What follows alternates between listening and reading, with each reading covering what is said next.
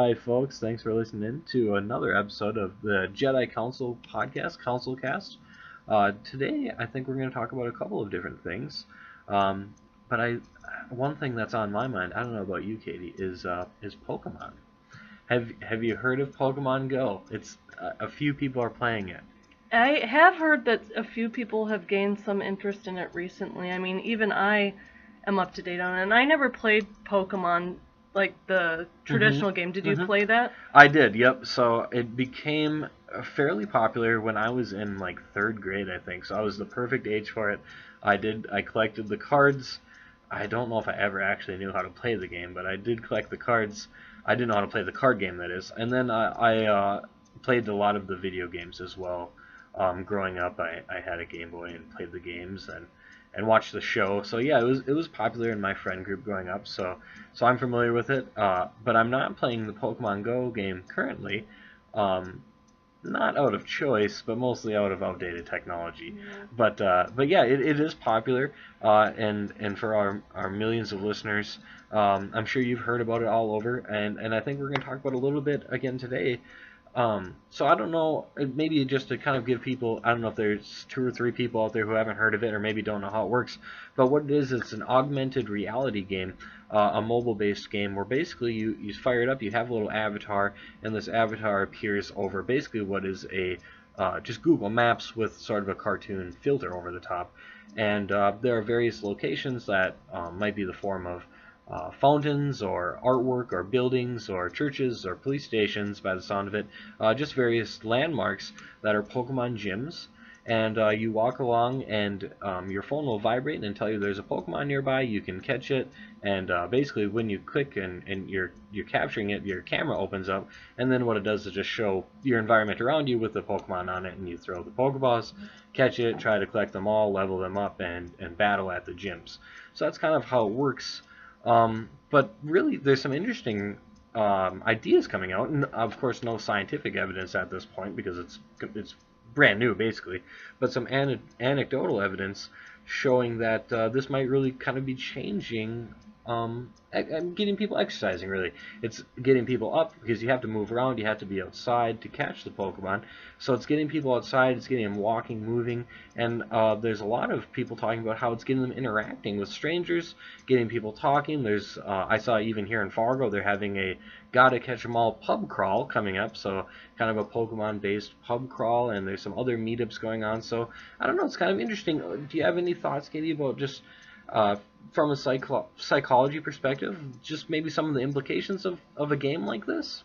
I've definitely seen a lot more people walking around outside and being active, and in general, I think we know that there's pretty clear evidence that getting more physical activity tends to be related to better physical and certainly mental health, so that seems like could certainly be a positive thing. You mentioned the pub crawl, which I had heard about too, and I think that's an interesting part of this, is it does seem to span the age range where there are adults but also kids who are interested in playing this. So it seems like something that's really captured a large group of people. My phone is also outdated, and I don't think I can play on my phone, so I should say I don't have any first-hand experience with it either. When I was at lunch the other day, there were some people playing it while we were sitting at lunch, and the restaurant owner was very interested in how many Pokemon were there, and so that it did seem like there was an instant common connection that people were interested in playing the game, at least about the game. I don't know that they spoke beyond that, so I think some of that interpersonal interaction could be helpful as well. Absolutely, yeah. I think the 2 biggest things that we're seeing are the exercise and then the personal interaction, and like you said, these are things that have pretty clear and indirect benefits in regards to mood and just overall feeling well. I think maybe I'm in the minority, and I feel afraid to even say this because the game is so popular and been so well received, but I think there are some negative parts about it too. I'm wondering about. So one thing I heard about in the news, I don't know if you heard about this, Katie, was I think it was a group of teenagers, older teenagers, who were basically using using an item in the game that attracts more Pokemon in a park at nighttime, and they were luring people in by using this item to generate more Pokemon, and then ended up actually robbing them at gunpoint. They were apprehended quickly, from what I understand, but they did rob a number of people, from what I read. So that's certainly one thing that I've heard about being a negative. Other things come to mind too. I don't know. Yeah, I think well, it's frightening to think. I mean, those people, true, they might have. It's true to say that they might have found some other way to lure people in. Mm-hmm. You know, I don't think that's the fault of the game, but No. it does. But the point that sounds like it could be there is that maybe people wouldn't have put them. Maybe they wouldn't have gone into that situation not paying as much of attention if it weren't for playing this game, and or maybe it enhanced the ability of these people to commit the crime a little bit. Again, I don't blame it on the game, but it is scary to hear that people find a way to take something that seems generally like a positive, fun thing and turn it into something that could be dangerous or to put people in harm's way. No, I agree completely, and I think it's a good point to make. In no way am I criticizing the game. I think it seems like there are a lot of positive benefits, speaking from a potential mental health perspective. And I think what I would urge people to do is keep the common sense in mind too, and try to, just like you would in any situation, Pokemon or otherwise, is to be mindful of where you are. Go with someone else. Don't wander through the park at nighttime alone. And just to be mindful and to be safe and be cautious, I think is what I would urge. And the other thing that I've seen, even with much more commonality, is kind of people wandering into the road, looking in their phone, or they're driving, and it's clear they're doing something else. Now, I don't know that they were playing Pokemon, but it seems likely just based on their behavior, and people have problems looking at their phone anyway while they're in their car, but it seems like this is really engaging and could potentially be dangerous. So I guess that kind of stuff I worry about. And then there are other things. I've seen a couple news articles. Again, I feel like we're like raining on the parade of Pokemon fun, and we don't even play it, so maybe that damages some of our credibility. But I also saw an article saying that people at the Holocaust Museum in Washington, D.C. were playing Pokemon in there, and that concerns me because I feel like, if the benefits of the fun part of it and everything are actually taking you out of some other types of enriching, important experiences, or perhaps negatively impacting others, that could be one downside. And I guess we see this a lot in psychology, where it's too much of a good thing, or maybe just in general in life, where there are a lot of benefits, but sometimes if it's something so engaging that people might lose track of what you said is kind of like their common sense or common courtesy or something like that, and that could have a downside to it. Oh, absolutely. I think you're right. And I think we're going to see some changes maybe with some of it. I can imagine that, I've heard of other things too, and I've seen actually a number of posts from various police stations, even locally, just asking that people not come into the police station or loiter around the police station trying to catch Pokemon, because it seems like, at least in the little I've heard about it, that police stations seem to be Pokemon gyms within the game, which I think was an interesting choice maybe for the game creators. But so I've seen that, and I think I'm wondering, and I'm curious to see how is this all going to evolve, because it's kind of a big deal. Right now, at the time of this recording, I think there are more Pokemon users or people playing the Pokemon Go mobile game than there are people like doing any other app or anything like that right now. So it is a huge deal, and it's certainly like in the scope of just a week, or maybe it's something like that. It's been out, I think, seemed to have a significant impact on like a pretty large slice of society, just in getting people up and getting them out of their house and wandering around, which there are a lot of really great things about too, but it'll be interesting to see how it evolves, because I can imagine there are certain businesses or certain locations like a police station or the Holocaust Museum that don't really care for to be recognized as a Pokemon hub maybe. So I'll be curious to see how this all evolves. Overall, I don't know. What are your thoughts overall? Maybe to relate things back to our blog, we like to give things a little bit of a rating. Do you think this Pokemon Go is a good thing? Is it a bad thing? Somewhere in the middle, yet to be determined. What are your impressions? Based on like you said, neither of us has actually even played the game, so we are But we shouldn't let that stop us from speculating absolutely and not. making widespread conclusions about Yes, something. absolutely. Well, one thing. So I'm not evading the rain question. I think it's a Sure. good question, but I think some of the to be determined part is true. Yes. So I think it has told us a lot of interesting things. So we now know that something that engages a ton of people, and what the psychology of that could be channeled in positive and negative ways is Yes. some of the stuff we've talked about. I've seen a few people joke about making sure to put, it's called a Pokestop, or what do they call where the actual location? I think you're right. But Yes. there are some people, I think, kind of joking about putting some of the rare Pokemon, again, that's a thing, right? There's Yep. okay, in polling locations in November so we can turn out a better vote very interesting. thing. And so I think people were kind of joking about that, but it's a good idea that once you've captured people's minds, can you use it for positive things like participation in voting or things like that? And I'm wondering what is so engaging about it. Having not played it, but I've looked at it and had it explained to me. Is there something really reinforcing about collecting them, or what do you think gets people so hooked? No, it's a great question that I don't know that I ultimately have a great answer for, but I think there is something about the collecting.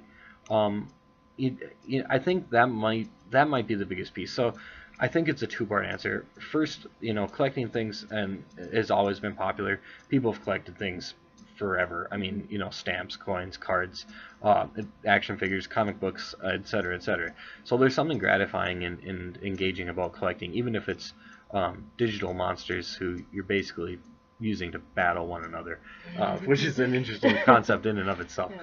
But there is something interesting about, or engaging and fulfilling about collecting.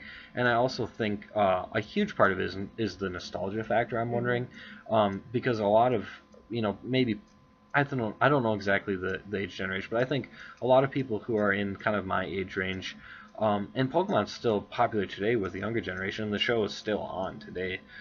So I think that it's really a pretty wide sweep of the population that's enjoyed Pokemon. Maybe it's people like myself who played Pokemon as a child, who maybe these people who are like my age are sharing it with their children now, or maybe it's children today who like Pokemon, but now they're sharing it with their parents now. This app is a thing, this new mobile game.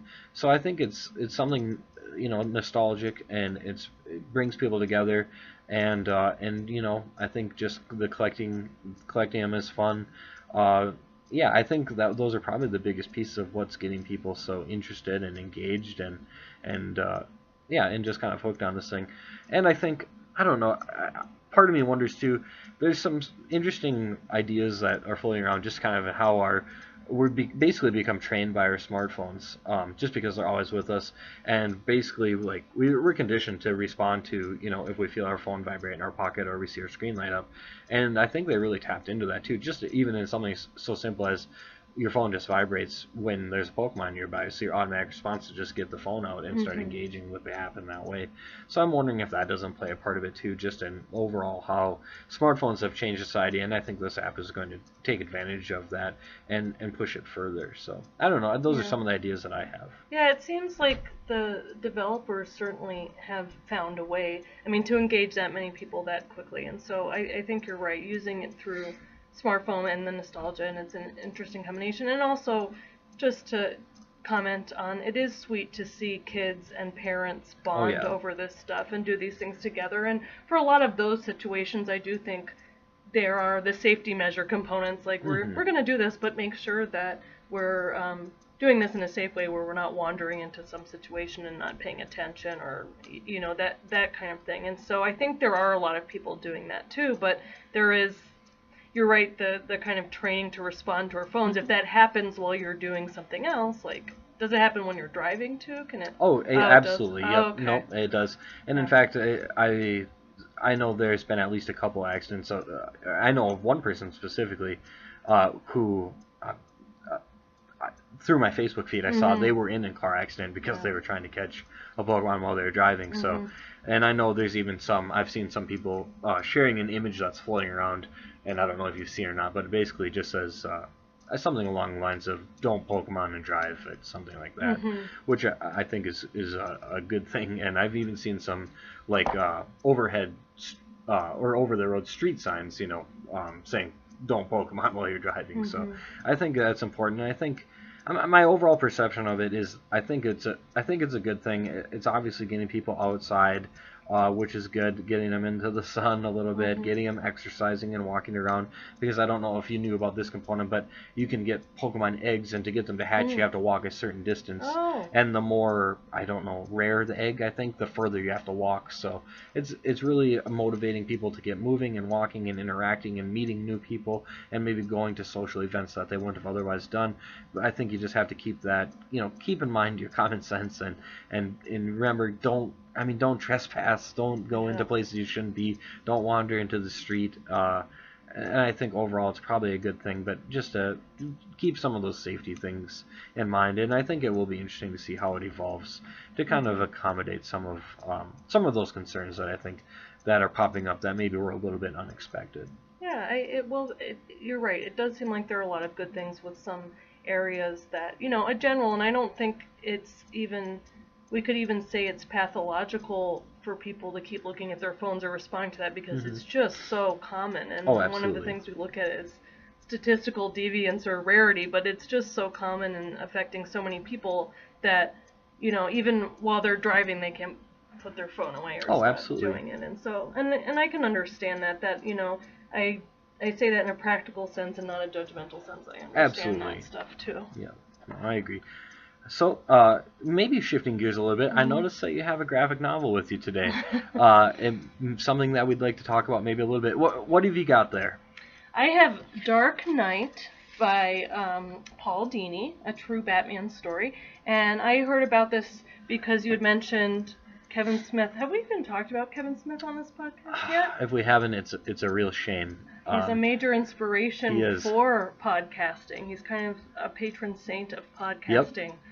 And so he had Paul Dini on, and who is maybe do you want to talk a little bit about Sure. who he is? Okay. Yeah. So Paul Dini. He was one of the people who worked on Batman the animated series, which is probably my favorite version of Batman, and certainly what I watched as a young lad, and what got me interested in Batman and the character and the universe, and really led to why was set the foundation for why I am so engaged and passionate about the character today.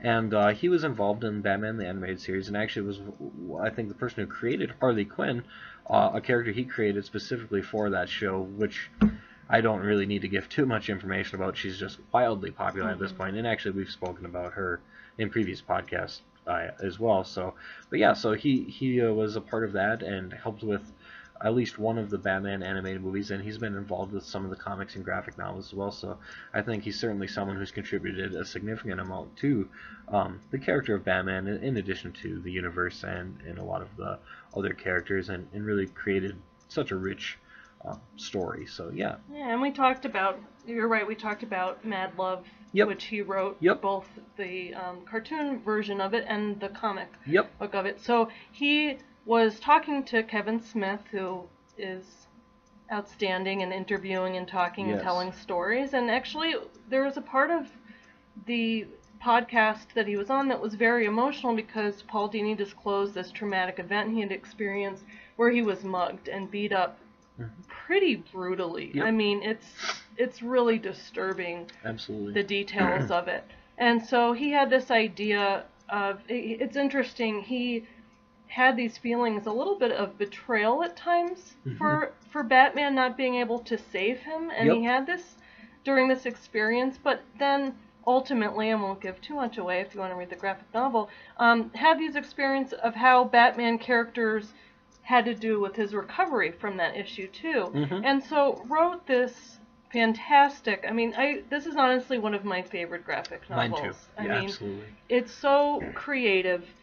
It's a non-fiction in the way that he tells a story and how the events unfolded of his mugging and the aftermath of that, and talks about his childhood and other experiences he's had. But part of the really unique part is that it does involve Batman characters kind of commenting as he's going about living his life, and playing roles, at different points, kind of encouraging him, but also discouraging him depending on who the character is. And so that's part of what appealed to me, is the creativity, but also the disclosure of his mental health problems. I think that could do a lot for people to hear someone talk in depth about things they might have similarly experienced. So those are my favorite aspects of it generally. What about you? Oh, I think you hit on a lot of. I mean, that's a really great overview of the graphic novel and why I also thought it was so wonderful. I think it really just.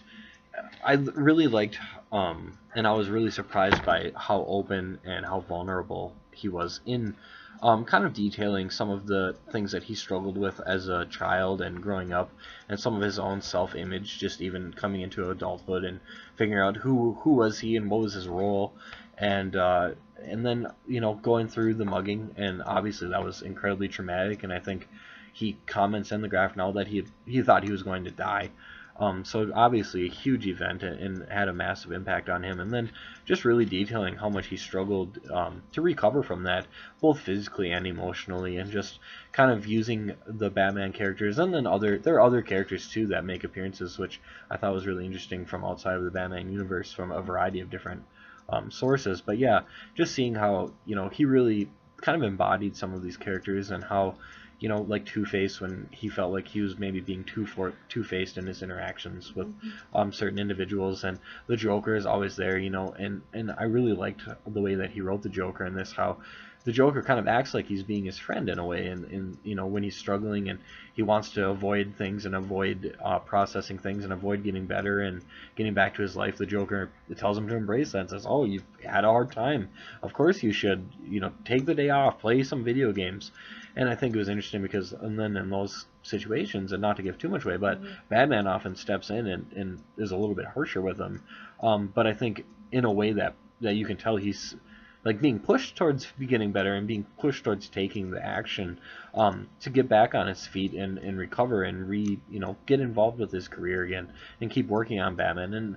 And I think I really like that, because I think I think that's probably an experience that we can all relate to when we've gone through a hard time. Is you just kind of want to just sit back and it's hard to push through things, and it's hard to persevere when you're having a hard time. So I think just having it was kind of just so inspiring for me to read and just see yeah, Batman's there, and the way that he writes it too is, obviously he's not physically there telling you, but he was there for him as a character, and he can be there for other people too, and push people on and keep people moving. It was just an awesome story, and it really resonated with me, and I would just absolutely highly recommend it. I've read a fair share of comics, but this is really, maybe my favorite, if not, in my top 3. It was really incredible. Oh, I completely agree. And one of the things that I like about what you're talking about with regarding Batman is that, yeah, he's harsh and he's kind of like pushing him. You really need to step up, and you can't hide from these things. Kind of the opposite of the Joker, but that's truly what a lot of times in therapy, that's what we do with our clients. Absolutely. And I do believe that is actually a loving way to act, even if it seems harsh, because it's saying, I believe that you can face these things and rise above it, and I want to see you do it, versus just saying, it's okay, just kind of keep avoiding things and hide out. And so it's this mixture of compassion, but also faith that I think you can do more than what you're doing, and I think you are resilient enough to get through that. And so I like that. I like the fact that therapy is actually depicted in this graphic novel. Absolutely. I think that helps a lot, to see that. But there are also a lot of dark parts. There's self-injury and drinking and all of these other types of things, and he doesn't shy away from that, which that in of itself, I think, is the strength of his resilience, to be able to tell this story and not hide from it. Oh, absolutely, and that I think that's a really great point, and I'm happy that you brought that up. Is making that and showing how that's analogous to therapy, because I wonder if there isn't sometimes a misconception that maybe that's what therapy is just, oh yeah, that sounds challenging and that's tough, and of course there is that comforting and there is that relationship, but there also is a big component of accountability and taking action and making progress, because at the end of the day, if you're just sitting as a therapist and letting someone just vent and avoid problems, what you're doing is really enabling enabling some dependency on you, I think, as a therapist and as an outlet for them, and not really helping them facilitate some independence and really engaging in some action and moving forward and making that progress. I think that's a really great point, and I think that you're right. It does seem a little bit, maybe a little confrontational, a little harsh in the way that Batman did it, but I think that's, I mean, like you said, that's the way that you can help someone work through something and help them, take that stand for themselves and become that resource for themselves ultimately. Yeah, it can be empowering. I mean, Hmm. there's a way that it's done and it's not helpful that's more shaming, saying, Oh, you absolutely. you just need to snap out of it. But Oh, that's not absolutely. what's happening here. It's acknowledging you've been through something horrible, but I have the faith in you to step up and be able to move past this and contribute the other things in your life that you're going to contribute. And in fact, he has contributed Hmm. ton. I just kind of more from a literary perspective. I know we're almost out of time, but I also just liked the parallel of Harley Quinn and the actress who plays the voice of Harley Quinn, both being helpful characters to helpful person in real life and a helpful character. I just thought that was nice how he tied so many things together like that throughout. I thought that was really cool. Oh, absolutely. So maybe just in closing for that one, Mm-hmm. I think I speak for us both when I say absolutely. Please go out, pick this up. It's a quick read. Mm-hmm. I absolutely enjoyed it though. And We'll link to it for sure so absolutely. that you can easily access it. And Yep. if you live locally, I'll loan you my copy. Absolutely, yep. So please give it a read. Let us know what you're thinking.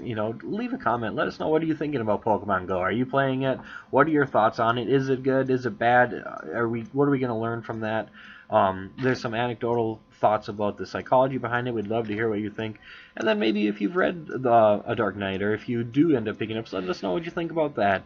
And otherwise, we'd just love to thank you for listening in, and check out our Facebook page, check out our Twitter page, check out our blog page, check it all out. Follow us, like, subscribe, all of the above, and let us know what you'd like to hear us talk about. Maybe in character blog posts for the blog. Otherwise, what you'd like to hear us maybe comment on the podcast. Otherwise, if you have any other just general questions that you'd love to hear a couple of nerdy psychologists talk about, that's fine too. So, thanks for listening, and we'll hear from you next time, or see you next time.